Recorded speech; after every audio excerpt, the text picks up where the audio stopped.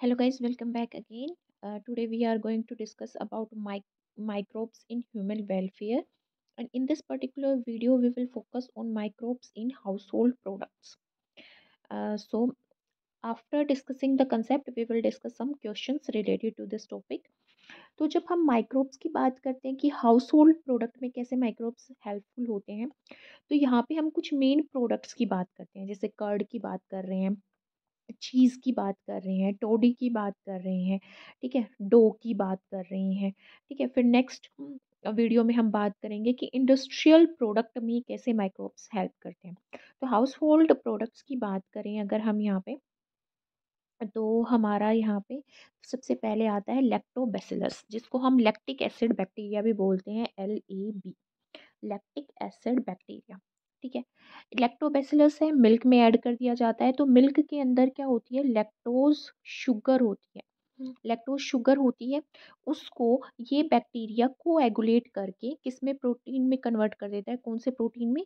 केजीन protein में convert कर देता है। मिल्क चेंज हो जाता है कर्ड में, योगर्ट में और चीज़ में, ठीक है?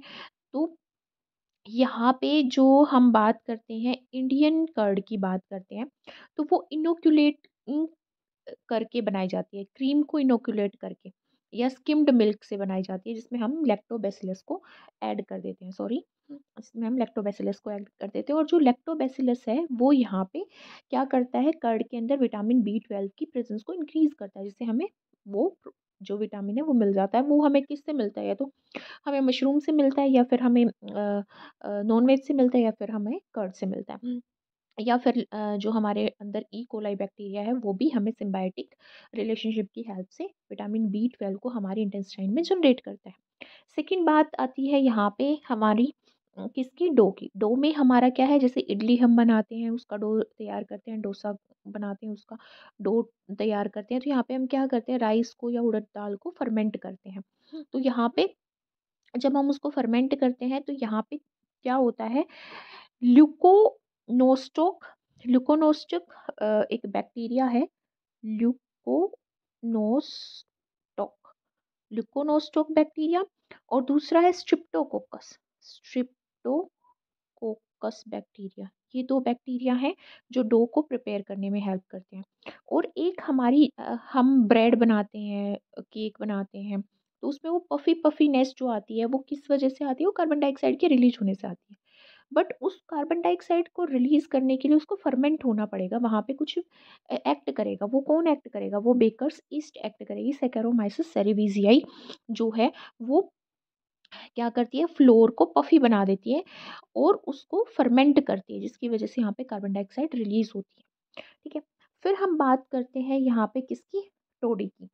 टोडी क्या है, ये हमारी कोकोनट से मिलती है, बनती है, और ये एक बहुत ही रिफ्रेशिंग ड्रिंक होती है, जो अगर हम इस रिफ्रेशिंग ड्रिंक को हीट कर दें तो इससे हम अ, गुड़ भी बना सकते हैं, ठीक है?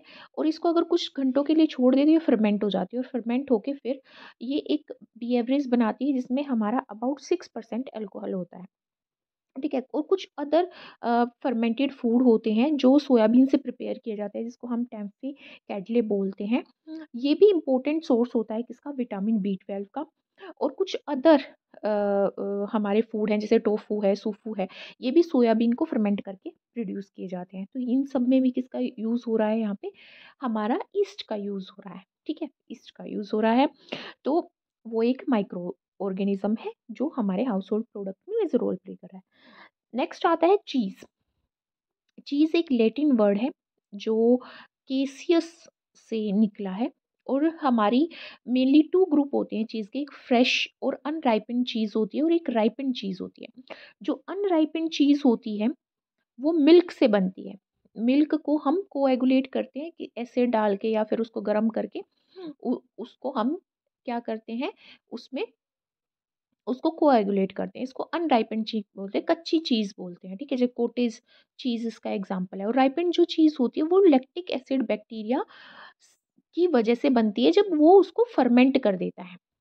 और यहाँ पे जो राइपेंड चीज़ होती है वो एंजाइम की कोएगुलेशन से बनती है। अनराइपेंड चीज़ तो कैसे बनी, मिल्क में हमने एसिड डाल दिया और उसको गर्म कर दिया, जैसे हमारा पनीर है। पनीर हमारा क्या है, अनराइपेंड चीज़।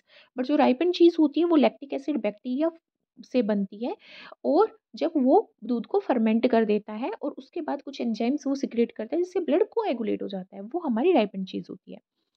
बहुत सारे माइक्रो ऑर्गेनिज्म रोल प्ले करते हैं राइपन चीज़ को फॉर्म करने के लिए। यहाँ पे कार्बन डाइऑक्साइड निकलती है, ठीक है? तो यहाँ पे इसका एक एग्जांपल है स्विस चीज़। स्विस चीज़ यहाँ पे किसके थ्रू प्रोड्यूस की जाती है? स्विस चीज़ को यहाँ पे प्रोड्यूस करने के लिए एक बैक्टीरिया यूज़ होता है, प्रोपियोनी बैक्टीरियम शारमानी, ठीक है? अब ये स्विस चीज़ को मतलब प्रिपेयर करता है, और उस स्विस चीज़ में बहुत बड़े-बड़े होल्स होते हैं। वो होल्स क्यों होते हैं? क्योंकि ये बैक्टीरिया जब उसको फर्मेंट कर रहा होता है तो वहाँ पे कार्बन डाइऑक्साइड रिलीज़ होती है। एक हमारी होती है रोक्यूफोर्ट चीज़। रोक्यूफोर्ट चीज़ को बनाने के लिए पेनिसिलियम रोक्यूफोर्टी का यूज़ किया जाता है। व्हाइल कैमेम्बर्ट चीज़ बनाने के लिए हमारा पेनिसिलियम कैमेम्बर्टी का यूज़ किया जाता है। तो ये डिफरेंट टाइप्स की चीज़ है, राइपेंड और अनराइपेंड चीज़। अब हम क्वेश्चंस की बात करते हैं। सबसे पहले हमारा क्वेश्चन है, which micro organism is used in the formation of cheese. अभी हमने बात की कि चीज़ की फॉर्मेशन में हमारा कौन सा bacteria, lactic acid bacteria use होता है, अगर हम क्या कर रहे हैं, अगर हम अनराइपेंड चीज़ को प्रिपेयर करें, कोटेज चीज़ को, पनीर को प्रिपेयर कर रहे हैं, ठीक है? अब नेक्स्ट क्वेश्चन है, which of the following organism is useful in the preparation of Roquefort cheese. हमें पता है कि पेनिसिलियम रोक्यूफोर्ट का यूज किया जाता है रोक्यूफोर्ट चीज को प्रिपेयर करने के लिए।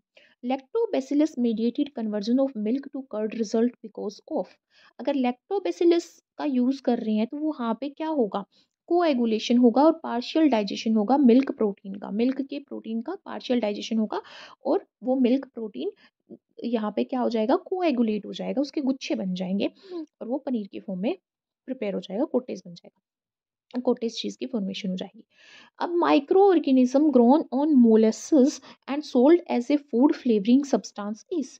कौन सा ऐसा माइक्रो ऑर्गेनिज्म है जो ग्रो किया जाता है मोलसेस पे और उसको फूड में फ्लेवर डालने के लिए यूज किया जाता है?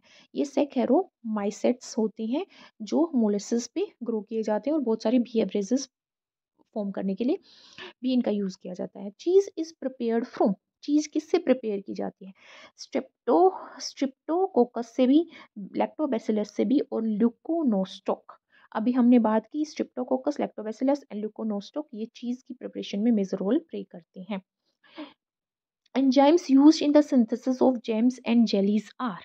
कौन से ऑर्गेनिजम्स हैं जो जेम्स और जेलीज की फॉर्मेशन करते हैं? पैक्टिनेजेस एंड प्रोटीएजेस ऐसे एंजाइम्स हैं, इसको मैंने डिस्कस नहीं किया है बट ये क्वेश्चन यहाँ पे आ गया है। Enzymes used in synthesis of jams and jellies, pectinases and proteases ऐसे एंजाइम्स हैं जो यूज किए जाते हैं जेम्स और जेलीज की प्रिपरेशन में।